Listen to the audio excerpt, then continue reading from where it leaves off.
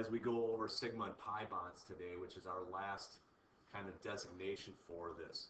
So you can see on my first slide, all I'm mentioning is that sigma and pi bonds are labels to describe where the overlapping orbitals occur. Reminder that we draw Lewis dots, so we draw these lines in between molecules. However, it's not lines in between molecules. It's overlapping of molecular orbitals. So we have these electron orbitals overlap, so now the nuclei of two atoms can attract these electrons. Once again, I thought that the old AP textbook had that animation center, which does a good job of giving you a visual to sigma and pi bonds. So my slide 2 on my notes here today is just the link to that animation. So I'm going to go right to that and stop talking for a little bit. And then my slide 3 is just a couple of practice problems. Because this is similar to hybridization, where hybridization is recognition, and you just have to state what is the hybridization. Sigma and pi bonds is the same type of thing.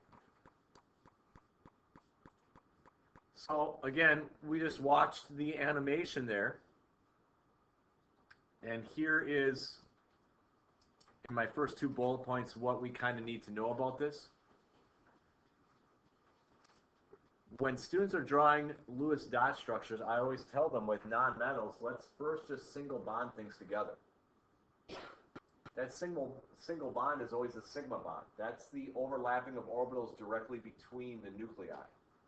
But if we need a double bond, that second bond in a double bond is a pi bond. If we need a triple bond, that second and third bond in a triple bond is a pi bond.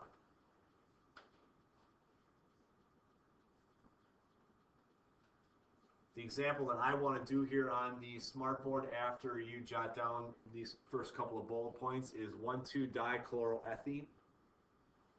It's actually using organic naming, so you don't have to worry about how to do that.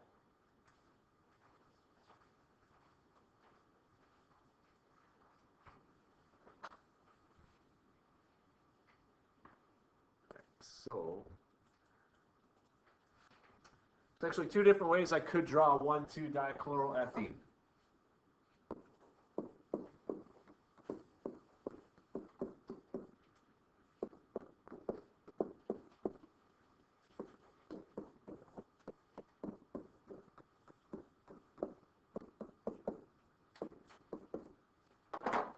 But in both instances, let's divide the 2 out here a little bit.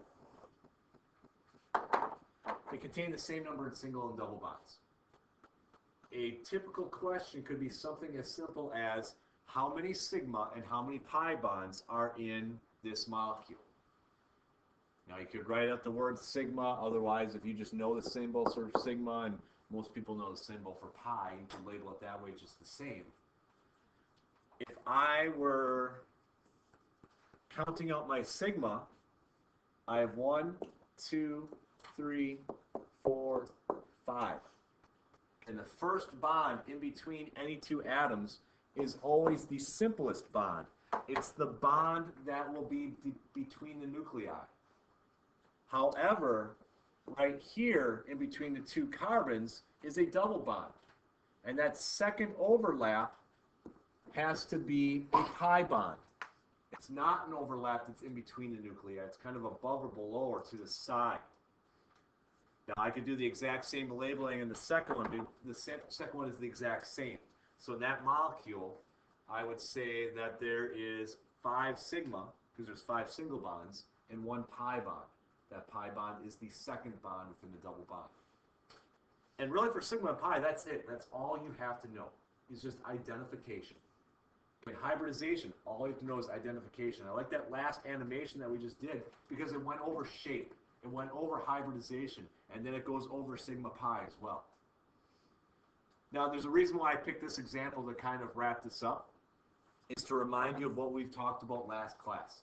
Now, in the animation when I talked about rotation, these atoms are kind of locked into place. And notice how I have a dipole here and a dipole here. Or in the bottom example, I have a dipole here and I have a dipole here.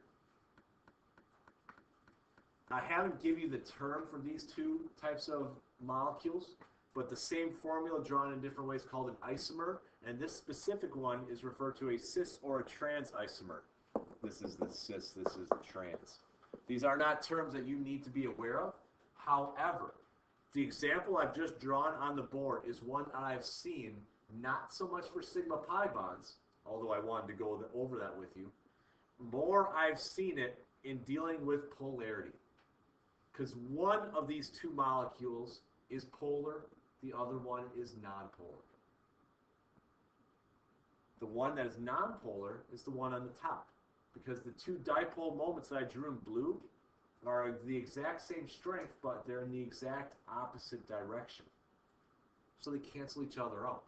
And this is what the back page of that last POGIL packet last class was supposed to go over.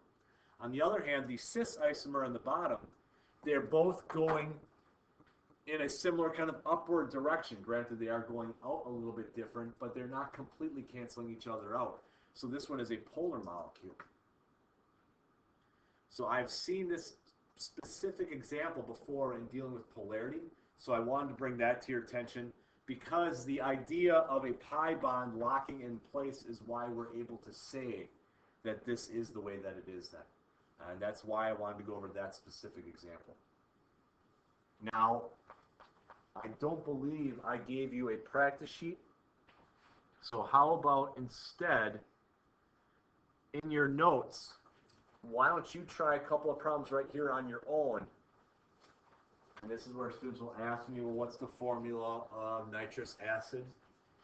And I could say, well, you were giving a naming packet over the summer to learn the names of acids, but no. Nitrous acid's HNO2. Hydrogen cyanide, by the way, is HCN. So take a few minutes to draw out those two examples and identify how many sigma and pi bonds are in each. And then we'll move on to bond energy for the rest of the day.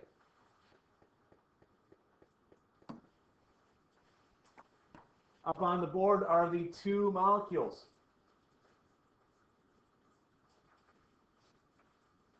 In the hydrogen cyanide, you have 2 sigma and 2 pi bonds. Again, here's a pi bond and here's a pi bond. Sigma is the first bond. In the nitrous acid, you have 3 sigma in 1 pi bond. Of course, if you drew it differently, then that would have affected your number of sigma and pi, perhaps, especially in the second one. Lewis dot structures will be used to explain intermolecular forces starting next week. But I like this second example in particular because something we have to go over second semester is the strength of acids. And the strength of acids is partially based upon what they look like in Lewis dot structure format. So it is good for us to keep in mind how that acid works. And typically, there is a hydrogen onto an oxygen, because that hydrogen can be lost pretty easily to make it an acid. So that's another reason why I picked that particular example, is it has applications to other things besides just identification of sigma and pi.